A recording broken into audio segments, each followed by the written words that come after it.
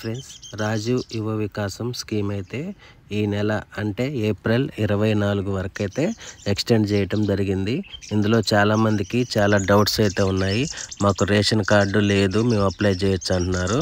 మీకు ration card లేకపోయినా పర్లేదు, అప్లై చేసుకోవచ్చు. కాకపోతే ఇన్కమ్ సర్టిఫికెట్ కోసం మీరు అప్లై చేసి దాంతో మీరు చేయొచ్చు. నెక్స్ట్ వచ్చేసి ఇప్పుడు మేము మీ సేవల్లో అప్లై చేసాము, అంతటితో ప్రాసెస్ అయిపోయిందంటే కాలేదండి. మీరు మీ సేవలో అప్లై చేసిన తర్వాత మీకు ఒక అప్లికేషన్ ఫామ్ అయితే ఇవ్వటం జరుగుతుంది. దాన్నైతే మీరు నేను చెప్పిన ఈ డాక్యుమెంట్స్ తీసుకొని మీరు పల్లెటూరులో ఉండేటోళ్ళు అయితే ఎంపీటీఓ ఆఫీసు, సిటీలో ఉండేటోళ్ళు అయితే మున్సిపాలిటీ ఆఫీసులో ఇవ్వాల్సి ఉంటుంది. ఒకటి ఆధార్ కార్డు, రేషన్ కార్డు లేదంటే ఇన్కమ్ సర్టిఫికెట్, రెండిట్లో ఒకటి ఉంటే సరిపోతుంది. మీకు రేషన్ కార్డు లేకపోతే ఇన్కమ్తో అప్లై చేయాలి. మీకు రేషన్ కార్డు ఉందనుకోండి, ఇన్కమ్ సర్టిఫికెట్ అయితే అవసరం లేదు. ఇక్కడ వాళ్ళు స్క్రోల్ చేసేది కూడా అదే, ఇక్కడ పైన స్క్రోల్ అవుతుంది చూడండి. నెక్స్ట్ వచ్చేసి మీరు మీ సేవల్లో అప్లై చేయటానికంటే కూడా మీరు ఆఫ్లైన్లో ఫామ్ను డౌన్లోడ్ చేసుకొని మన మొబైల్లోనే నేను ఎలా డౌన్లోడ్ చేసుకోవాలి, ఎలా ఫిలప్ చేయాలి అని అయితే ఇప్పుడు లైవ్లో చేసి చూపిస్తాను. మీరైతే ఈ ఫామ్ని డౌన్లోడ్ చేసుకొని ఫిలప్ చేసి నేను చెప్పిన జిరాక్స్లన్నీ తీసుకొని వెళ్ళి ఇచ్చినట్లయితే మీ పని పూర్తవుతుంది. ఇప్పుడైతే ఫస్ట్ ఒకసారి చూడండి. ముందైతే ఇందులో ఏం స్కీమ్స్ ఉన్నాయి, ఏ స్కీమ్కి ఎంత ఇస్తారు అని అయితే మీరు చూసుకోండి. ఇక్కడ చూడండి, click here to know the schemes corporation wise, దాని మీద క్లిక్ చేసినట్టయితే పేజ్ అయితే ఈ విధంగా రావటం జరుగుతుంది. ఇక్కడ చూడండి, ఎస్సీ కార్పొరేషన్ అని ఉంది. నెక్స్ట్ వచ్చేసి ఎస్టీ, ఇట్లా క్యాస్ట్ల వైజ్గా మొత్తం డివైడ్ చేసి ఇచ్చారు.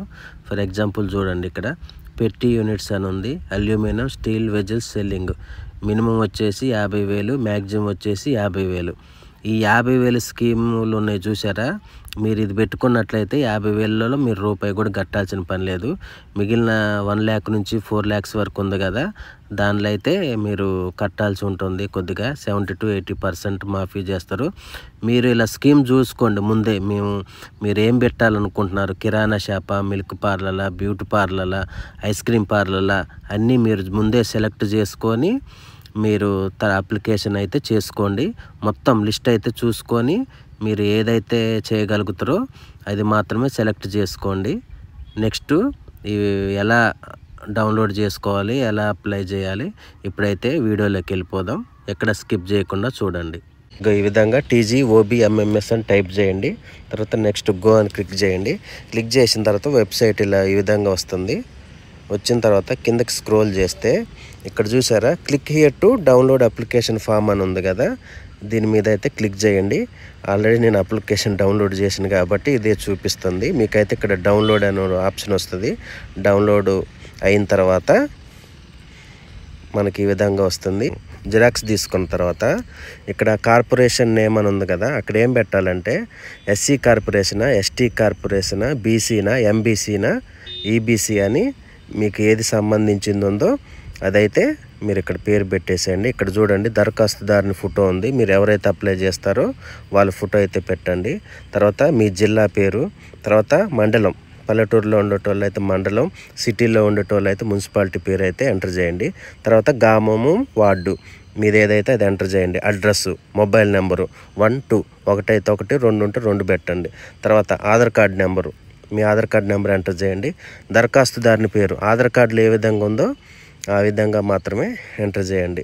తర్వాత తండ్రి లేదంటే భర్త పేరు, తర్వాత లింగం, మీరు పురుషుడా, స్త్రీనా, ట్రాన్స్జెండరా, ఏదైతే అది ఎంటర్ చేయండి. పుట్టిన తేదీ, తర్వాత విద్యార్హతలు, మీరు చదువుకున్నా చదువుకోకపోయినా పర్లా. చదువుకున్న వాళ్ళు అయితే మీ స్టడీ సర్టిఫికేట్ పెట్టాలి, 10th మెమో పెట్టాలి. చదువుకున్న వాళ్ళు అయితే మేము చదువుకోలేదని పెట్టండి. ఎందుకంటే ఇక్కడ వాళ్ళు తెలుగులో ఇచ్చారు కాబట్టి మీరు తెలుగులో కూడా ఫిల్ చేయొచ్చు, లేదంటే ఇల్లిటరేట్స్ అని పెట్టండి. తర్వాత ఇక్కడ చూడండి, ఇప్పుడు ఇక్కడ ఒక డౌట్ అనేది ఉంది, దీన్ని క్లియర్ చేస్తే ఇప్పుడు చాలామంది మాకు రేషన్ కార్డు లేదు, ఇన్కమ్ మేము అప్లై చేసినా ఇంకా రాలేదంటున్నారు. రేషన్ కార్డు ఉందనుకోండి, రేషన్ కార్డు సరిపోద్ది. ఇక్కడ రేషన్ కార్డు నెంబర్ వేయండి. ఇన్కమ్ సర్టిఫికెట్ ఉంటే మీ సేవలో అప్లై చేస్తాం కదా, ఆ నెంబర్ అయితే ఇచ్చేసేయండి. మీకు రాకపోయినా పర్లేదు, మీరు అప్లై చేసినప్పుడు వాళ్ళు ఒక రిసిప్ట్ ఇస్తారు కదా, దాన్ని అయితే ఎంటర్ చేయండి. వాళ్ళే అన్నీ చెక్ చేసుకుంటారు. ఏంటంటే ఇన్కమ్ సర్టిఫికెట్ అవసరం లేదని ఎందుకన్నామంటే, రేషన్ కార్డు ఉందంటే మీకు ఇన్కమ్ సర్టిఫికెట్ అవసరం లేదు. మీ రేషన్ కార్డు ఉందంటేనే మీకు మ్యాక్సిమం ఎలిజిబిలిటీ ఇచ్చేస్తారు. రేషన్ కార్డు లేని పక్షంలో మీరు ఖచ్చితంగా ఇన్కమ్ సర్టిఫికెట్ పెట్టాలి. పెడితేనే మీరు ఎలిజిబుల్ అని వాళ్ళు చెక్ చేసుకుంటారు. మీరు ఇన్కమ్ సర్టిఫికెట్ పెట్టకపోతే వాళ్ళకి తెలియదు కదా, ఖచ్చితంగా రిజెక్ట్ చేయడం జరుగుతుంది. నెక్స్ట్ వచ్చేసి మీ సంవత్సరం ఆదాయం. పల్లెటూర్లలో ఉండేటోళ్ళు అయితే 1,00,000 లోపు ఉండాలి. సిటీల్లో ఉండే వాళ్ళు అయితే 2 లక్షల వరకు ఉండవచ్చు. తర్వాత మీ క్యాస్ట్ సర్టిఫికెట్ మీ సేవలో అప్లై చేసినాం కదా, ఆ నెంబర్ అయితే రాయాలి.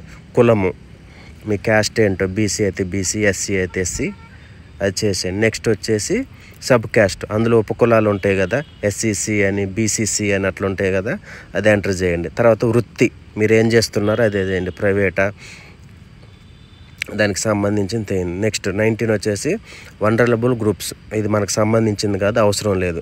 తర్వాత వికలాంగులు, దివ్యాంగుల ధృవీకరణ పత్రం నెంబర్, వీళ్ళకి సదరన్ సర్టిఫికెట్ ఒకటి ఉంటుంది కదా వికలాంగులకి, వికలాంగులు అయితే మీరు ఆ సర్టిఫికెట్ నెంబర్ ఇక్కడ ఇచ్చేసేయండి.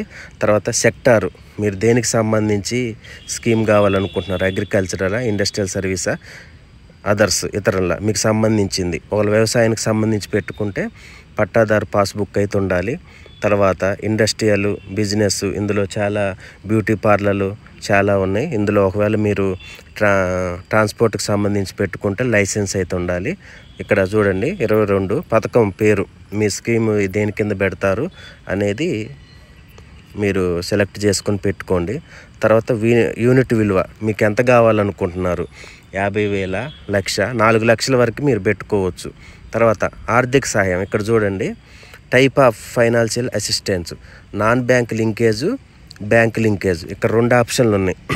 నాన్ బ్యాంక్ లింకేజ్ అంటే 50,000, ఖచ్చితంగా 50,000 అంటే మీకు 50,000 కావాలనుకుంటున్నాం మేము అని మీరు చెప్పినట్లు 50,000 అయితే మీరు రూపాయి కూడా కట్టాల్సిన పని లేదనమాట. మీకు వాళ్ళు 50,000 ఇస్తారు.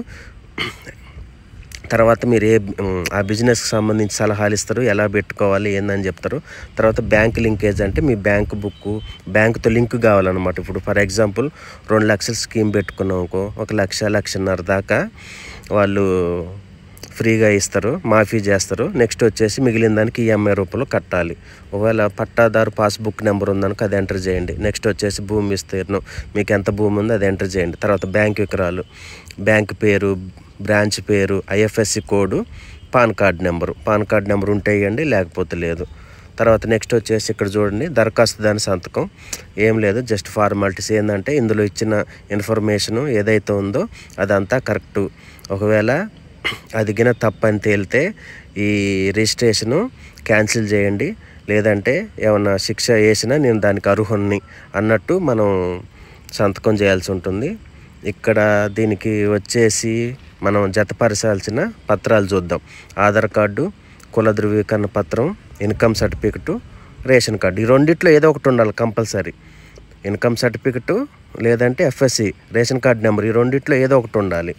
నెక్స్ట్ వచ్చేసి వికలాంగులు అయితేనే సదరన్ సర్టిఫికెట్, తర్వాత డ్రైవింగ్ లైసెన్సు, వాళ్ళ వ్యవసాయానికి సంబంధించి అయితే పట్టా బుక్కు, అవి పెట్టిన తర్వాత మనం ఈ ఫామ్ని ఫిలప్ చేసి దగ్గరలో ఉన్న ఎంపీడీఓ ఆఫీసులో కానీ, సిటీల్లో అయితే మున్సిపల్ ఆఫీసులో ప్రజాపాలన దరఖాస్తులను తీసుకుంటున్నారు. మీరు ఖచ్చితంగా అక్కడికి వెళ్ళి మీరు ఎవరో ఒకరిని అడుక్కొని అప్లికేషన్ అయితే ఇవ్వండి. మీకు ఖచ్చితంగా అయితే మీరు ఎలిజిబిలిటీ ఉంటే ఈ స్కీమ్ అయితే వస్తుంది. నెక్స్ట్ వచ్చేసి ఆన్లైన్లో ఏ విధంగా అప్లై చేయాలో వీడియో రాబోతుంది. మీరు ఖచ్చితంగా మన ఛానల్ సబ్స్క్రైబ్ చేసుకోండి. చాలామంది అయితే మేము చదువుకోలేదని అంటున్నారు. చదువుకోకపోయినా అందరికీ, ప్రతి ఒక్కరు, తెలంగాణలో ఉన్న ప్రతి ఒక్కళ్ళు అయితే అప్లై చేసుకోవాల్సి ఉంటుంది. నెక్స్ట్ వచ్చేసి క్యాస్ట్ సర్టిఫికెట్ ఏంటంటే తెలంగాణ వచ్చిన తర్వాత మీరు అప్లై చేసుకున్న క్యాస్ట్ సర్టిఫికెట్ మాత్రమే ఇలా ఇవ్వాలన్నమాట. పాతదైతే వర్క్ అవ్వదు. ఇలాంటి లేటెస్ట్ వీడియోస్ కోసం మన ఛానల్ సబ్స్క్రైబ్ చేసుకోండి.